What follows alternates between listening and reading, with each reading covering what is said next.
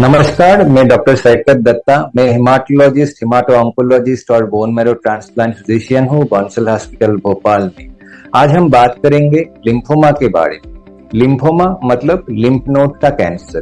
तो ये lymph node क्या है? लिम्फ नोड को आम भाषा में हम बोलते हैं ग्लैंड, और ये ग्लैंड सबके शरीर में होता है। हमारे नेक या गर्दन में, अंडर आर्म में, ग्रोइन में, पेट के अंदर, सारे ऑर्गन में ये लिम्फ नोड फैले हुए हैं। इस लिम्फ नोड जब कैंसरस बन जाता है तो इसको ही हम लिम्फोमा बोलते हैं। साधारण तौर में लोग गठान के नाम से भी इसको बुलाते हैं। तो कौन से सिम्टम लेके लिम्फोमा पेशेंट हमारे पास आते हैं?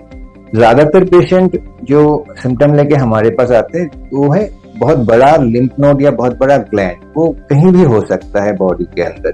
कभी कभी होता है ये लिम्फ नोड पेट के अंदर होता है, तब पेशेंट को वो दिखता नहीं है, पेट के अंदर डिस्कम्फर्ट होता है, अल्ट्रासाउंड या सीटी स्कैन में वो पता चलता है। और अदर केस में पेशेंट खुद ही उसको छू सकते, पैल्पेट कर सकते और वो लेके डॉक्टर के पास आते। जो इम्पोर्टेंट है, ये लिम्फोमा में जो ग्लैंड होते हैं ये पेनलेस होते हैं, इसमें पेन नहीं होता, इसलिए पेशेंट बहुत ज्यादा टाइम तक इसको इग्नोर भी करते रहते हैं कि खुद से ही चला जाएगा, लेकिन ऐसा होता नहीं, ये धीरे धीरे बढ़ता ही रहता है। तो फिर पेशेंट डॉक्टर के पास आता है। साथ में पेशेंट को बार बार बुखार होना, बहुत ज्यादा पसीना छूटना, वजन घटना, खाने की इच्छा कम हो जाना, भूख नहीं लगना, ये सब सिम्टम भी साथ में आना शुरू हो जाता है। तो ये सब सिम्टम जब आते हैं तो पेशेंट हमारे पास जब पहुंचते हैं तो हम कैसे डायग्नोसिस करते हैं लिम्फोमा को? तो लिम्फोमा डायग्नोसिस करने के लिए सबसे इम्पोर्टेंट जो है वो लिम्फ नोड की बायोप्सी और इम्यूनोहिस्टोकेमिस्ट्री टेस्ट है। तो जब भी हम कोई पेशेंट को बायोप्सी करने के लिए बोलते हैं तो बहुत सारे पेशेंट ये पूछते हैं हमसे तो कि बायोप्सी करने से ये कैंसर बॉडी में फैल नहीं जाएगा? ये एक गलत भ्रांत धारणा है कि बायोप्सी करने से कोई भी कैंसर बॉडी के अंदर फैल जाता है। ऐसा कुछ नहीं होता है, ये एक मिस इन्फॉर्मेशन है। तो इसे हमें बचना है।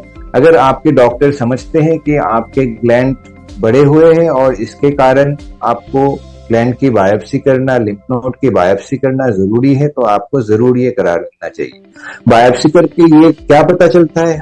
दो चीज, एक कि ये जो ग्लैंड बड़ी है ये कैंसरस है कि नहीं। ऐसा भी हो सकता है ये लिम्फोमा या और कोई कैंसर ना हो। बहुत सारे बीमारी है जैसे टीबी या tuberculosis, autoimmune disease, bacterial, fungal, viral infection, इसमें भी ग्लैंड बढ़ सकते हैं। तो ये जो ग्लैंड बड़े हैं ये कैंसर भी हो सकता है, नॉन कैंसर भी हो सकता है। तो बायोप्सी से ये हमें पता चलता है। अगर ये लिम्फोमा है, बायोप्सी हमें बताती है ये कौन से टाइप का लिम्फोमा है, क्या नाम है। जैसे लिम्फोमा को बेसिक दो टाइप में बांटा जाता है, हॉजकिन लिम्फोमा और non Hodgkin lymphoma. Hodgkin lymphoma के 5 सब टाइप है, नॉन हॉजकिन लिम्फोमा के 40 के ऊपर सब टाइप है। तो एक एक लिम्फोमा के ट्रीटमेंट में अंतर है। तो ये जानना जरूरी है कि कौन से स्पेसिफिक टाइप के लिम्फोमा पेशेंट को है। तो इसलिए बायोप्सी, हिस्टोपैथोलॉजी, इम्यूनोहिस्टोकेमिस्ट्री ये बहुत ही इंपॉर्टेंट टेस्ट है लिम्फोमा डायग्नोसिस करने के। अभी डायग्नोसिस तो हो गया, उसके बाद पेशेंट पूछते हैं कि कौन सा स्टेज है बीमारी। तो स्टेजिंग के लिए हम होल बॉडी पेट सीटी स्कैन कराते हैं। पेट मतलब पॉजिट्रॉन एमिशन टोमोग्राफी, ये एक अलग तरह का होल बॉडी स्कैन होता है जिसे पता चलता है कैंसर वाले ग्लैंड कहाँ कहाँ बॉडी में फैले हुए। स्टेज जानना क्यों इंपॉर्टेंट है?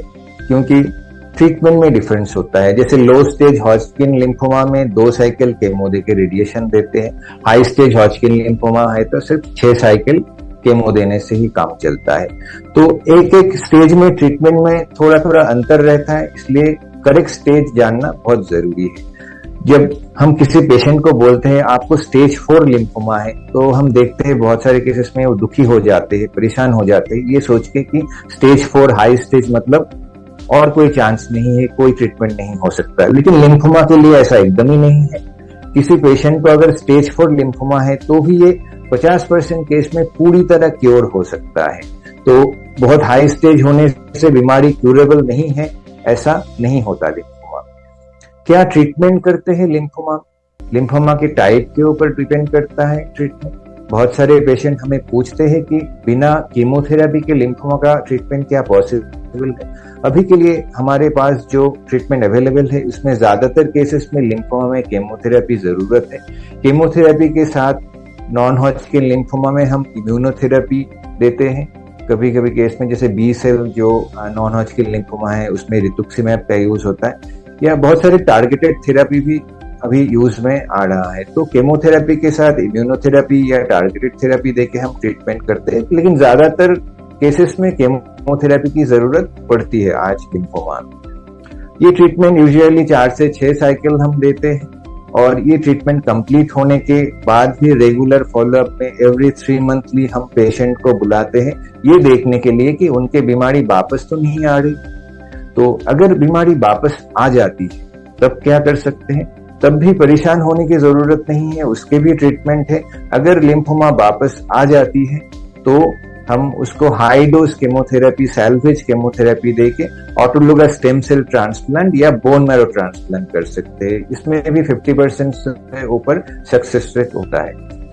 किसी किसी पेशेंट को अगर ट्रांसप्लांट के बाद भी बीमारी वापस आ जाती है, रिलैप्स हो जाता है, तब उनके लिए CAR T cell therapy available है, specially B cell non Hodgkin lymphoma में, और इंडिया में ये धीरे धीरे अवेलेबल हो रहा है। तो अगर किसी को लिम्फोमा है, डरिए मत, डरने की, घबराने की कोई जरूरत नहीं। लिम्फोमा बहुत केसेस में क्यूरेबल है। हॉजकिन लिम्फोमा 85% केसेस तक क्यूरेबल होते हैं, और नॉन हॉजकिन लिम्फोमा 60-70% तक क्यूरेबल होते हैं। तो डरने की, परेशान होने की बात नहीं है। इम्पोर्टेंट जो है, आपको जानकार बनना है, क्योंकि जानकारी ही आपको कैंसर में जान बचाने में हेल्प करती है। नमस्कार।